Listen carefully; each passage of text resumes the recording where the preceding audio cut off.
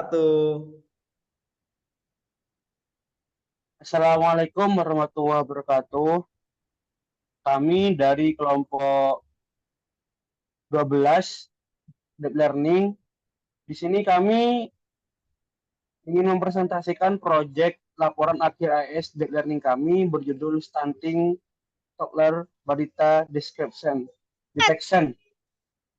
Berikut adalah nama-nama kelompok kami yang disusun oleh Mbak Puspita Pratama dengan NBI 14621000134. Yang kedua adalah rekan kami Muhammad Alfian Caksono 14621000189.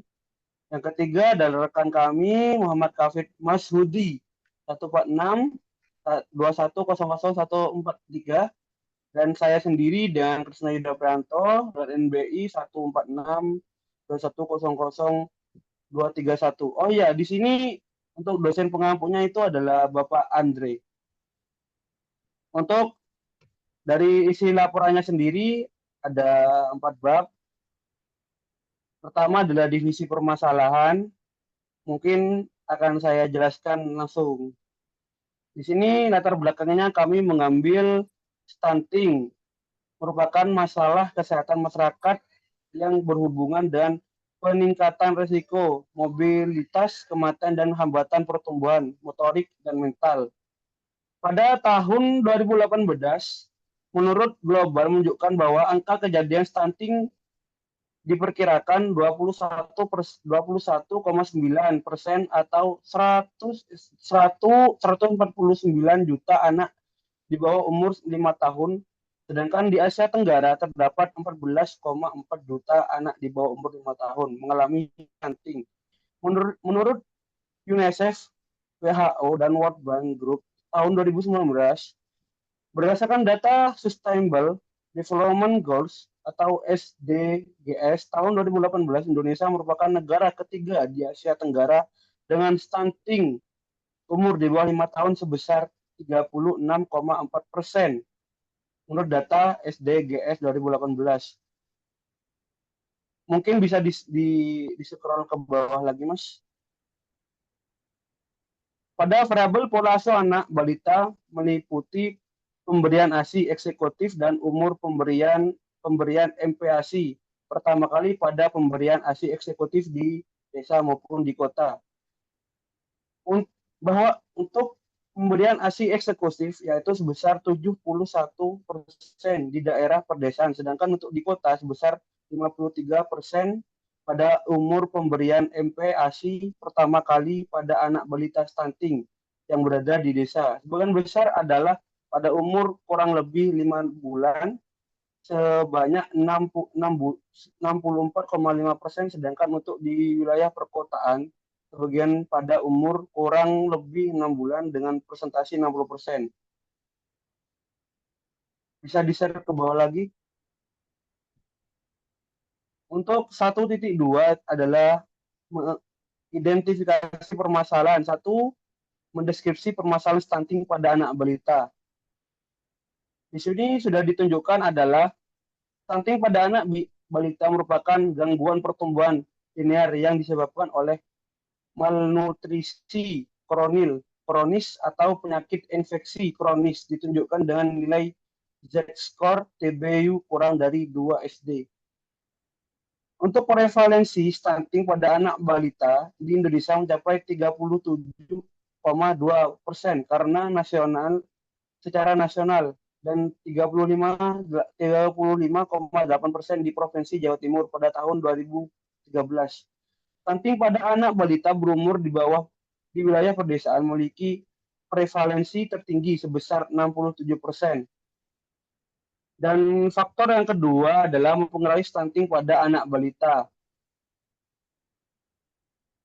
Di sini untuk faktor-faktornya itu adalah meliputi makanan, riwayat penyakit infeksi, enggak atau faktor genetik, karakteristik sosial ekonomi keluarga, pola asuh dan perawatan kesehatan. Itu pun juga termasuk zat besinya dan riwayat infeksi memiliki hubungan signifikan dengan kejadian. Untuk poin yang ketiga adalah tindakan yang dapat dilakukan.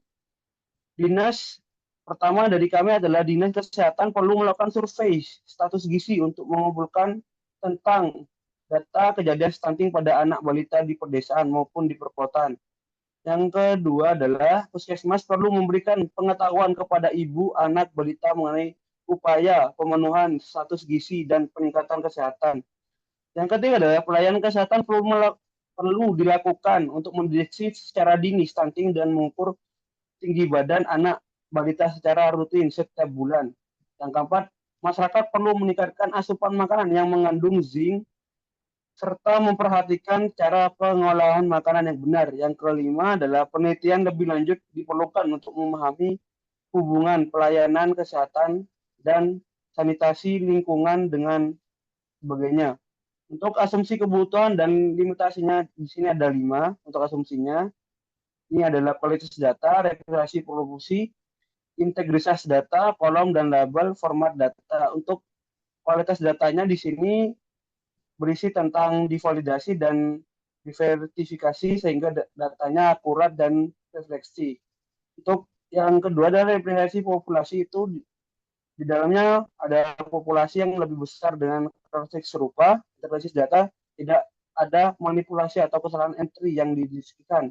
Untuk kolom dan label di sini pasti nama, kolom, label, dan dataset telah diatur dengan jelas dan diskursif. Untuk format datanya di sini telah diformat dengan benar dan kolom kategorinya berisi nilai-nilai yang konsisten.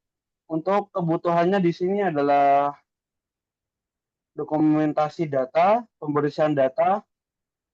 Bisa di scroll lagi, Mas. Dan eksplorasi data, pengolahan data, visualisasi data. Untuk dokumentasi data itu adalah penjelasan secara rinci setiap kolomnya. Untuk pembersihan data adalah proses membersihkan untuk menghapus duplikat di dalam data tersebut dan mengoreksinya ke dalam anomali data. Untuk evaluasi datanya di sini adalah memahami distribusi data antara variabel dan mengantisipasi pola dan tren. Untuk keempat adalah pengolahan data. Di sini normalisasi, decoding, kolom, dan kategoris, dan penciptaan fitur baru. Untuk validasi datanya di sini adalah untuk membantu investasi dan komunitas hasil analisis. Untuk batasannya seperti ini, kelengkapan data, keterbatasan waktu, base data, resolusi data, dan hasil statistika. Untuk tujuannya, pastinya untuk mengetahui faktor-faktor penting yang relevan dan manfaat distribusi kesehatan maupun pemerintahnya dalam menggunakan sistem prediksi stunting ini untuk memperkirakan dan mengidentifikasi balita. 1.5 adalah distribusi table. Untuknya akurasinya kurang lebih 80%. Untuk kinerja model evaluasinya di sini adalah SME 1/n kuadrat n lim 2 buka kurung tutup kurung 0, dikurangi P pangkat 2. Untuk rumus kedua adalah MAE sama dengan 1/2 kuadrat M lim buka kurung tutup kurung 0, 0. Untuk data understanding-nya seperti di bawah ini, mungkin bisa dijelaskan oleh teman saya. Untuk rekan-rekan saya mungkin Mas Kapit atau Mas Rian atau Mas Bu atau Mbak Puspita, monggo dijelaskan. Ini saya akan menjelaskan poin kedua yaitu data understanding. Data understanding sendiri adalah langkah penting dalam proses data mining yang mencakup eksplorasi dan pemahaman data yang bersedia sebelum melanjutkan ke tahapan analisis yang lebih lanjut. Berikut ini adalah beberapa poin utama yang mencakup understanding. Yang pertama, data collection. Data collection ini kami menggunakan program seperti yang ada di share ini. Dan hasilnya untuk screen. Dan hasilnya adalah seperti ini. Data understand dengan first 5 baris database yang berisi umur, jenis kelamin, tinggi, dan status gizi yang berisi laki-laki semuanya. Dan hasilnya seperti ini, tipe umur dengan integer 64 dengan jenis kelamin objeks dan tinggi floats. Ini dimensi 0. Dan hasil output di atas dapat menyimpulkan bahwa berapa penting mengenai dataset. Satu dataset terdiri dari 100 sampai 4 dan 4 kolom dan tidak ada nilai Sik, Pit. penghilang di Iki seluruh berapa. Google Colab tampil wae. Ojo toko iku nih jadi dewe kan anak codingan jadi Google Colab sambil dibuka. Ditampil no. Sopo sing duwe codingan iku nih wingi. Atau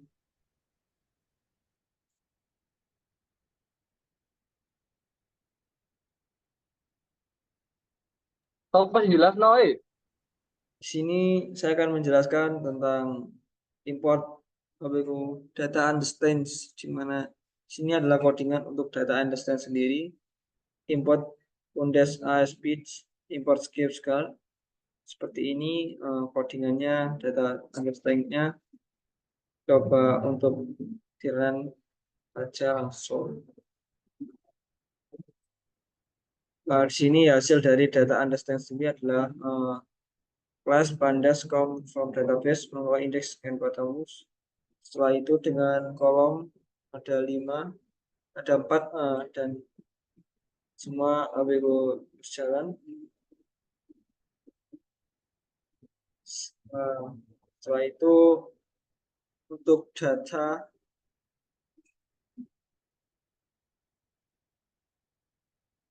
apa ini, data yang kedua adalah import library.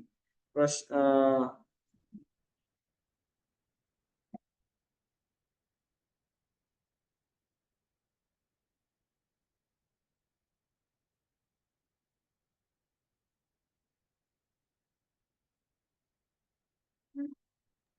apa iki waya sapa?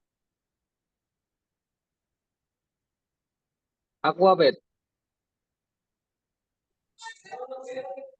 di sini saya ingin menjelaskan data visualisasi dari understands. Sini data visualisasi, import library, import pandas AS, import modulit pilot AS splits, import seaborn AS prints, dan membuat dataset untuk memanggil dataset sendiri dengan format nama dataset sini, def reads cells, dan visualisasi untuk mengatur gaya, CN basic dalam kurung style sama dengan wedge bridge, dan histogrami kolom numerik. Mohon sedikit digeser Mas Fian. Histogram untuk numerik, def his sama dengan 15, pick his sama dengan 15,10, layout 5,3, flat links underscore layout dalam kurung flat show, dan yang ketiga plot untuk kolom numerik PLT figures dalam kurung fixes dalam kurung 15,10 tutup kurung, kurung lagi CN spot slot dalam kurung data sama dengan GF, orients sama dengan H, plot flow dalam kurung. Mohon digeser lagi Mas Bian.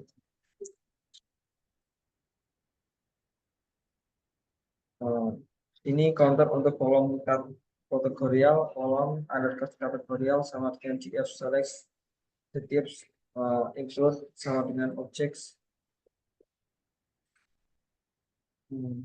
Columns PLT figures dan kurung fixes 15,10, for e column in one numeric columns categorial 91, PLT plots 3. Mohon digeser Mas mau digeser lagi, udah itu yang geser ke bawah lagi. Mohon digeser ke bawah lagi Mas Fian. Bobot untuk kolom Mungkin Mas, LT tapi figur mungkin langsung langsung laporan 15,10, CNC blogspot dalam kurung data sama dengan DF, orients.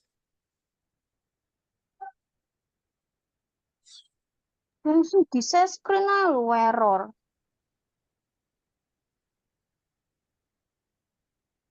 Data numerik, kolom numerik DF select,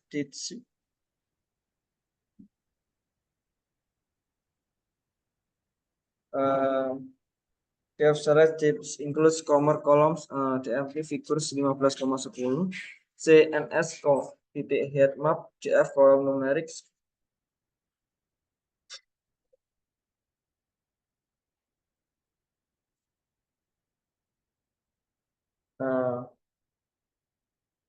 Hasil sama dengan umur 100, 500 dalam kolom bar di sini.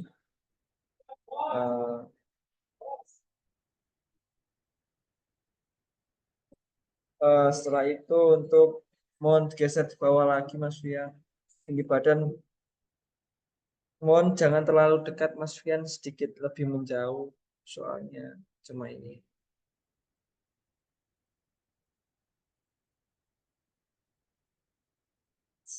Tinggi badan sekian 1.500 sama 150, 1.000 sama 500 dalam dalam itunya 150, 40, 60, 80 dalam kode barnya. Sini dari 10 mendapatkan nilai dari kurang dari 500, dengan 60, 80-nya mendapat nilai 1.000 lebih. Mohon ke bawah lagi. Setelah itu untuk umur bulan dengan oligometrasi dengan warna biru, dengan tinggi badan dengan bar warna oranye. Mohon lebih ke bawah lagi Mas Fian. Mohon ke bawah lagi Mas Fian. Dan ini untuk hasil data dari jenis kelamin, laki-laki segini, perempuannya segini, 400 dan count, status gizinya several stones seperti dengan nilai 200, tented kurang dari 200, normalnya lebih dari 60.000 dan tingginya kurang dari sama dengan 20.000. Setelah itu untuk jenis kelamin laki-laki, di sini laki-laki mendapatkan nilai lebih dari 60.000 dan perempuan mendapatkan nilai dari lebih dari 60, mendapatkan nilai 6.000 sama nilainya. Mohon digeser lagi Mas Bian. Di sini heat map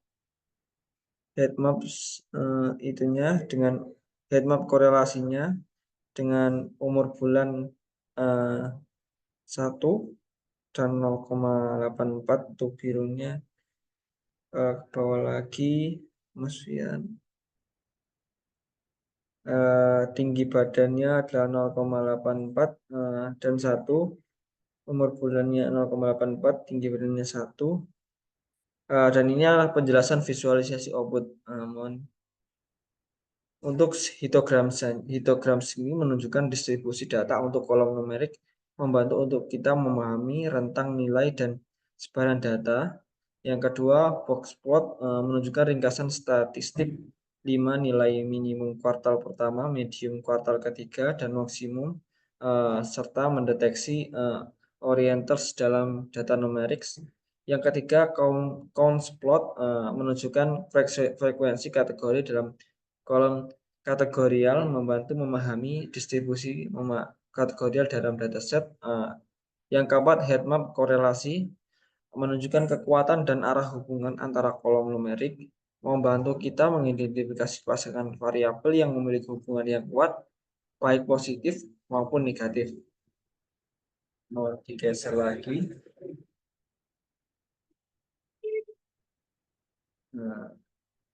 Yang ketiga mungkin akan dijelaskan oleh teman saya di harus pertama. dijelaskan Mas kono maneh Bapak terus gak ono. Mohon dijelaskan Saudara Puspita pertama. Sekian. Apa sih harus dijelaskan? Emang ono penjelasannya yang gono? Gak ono kan?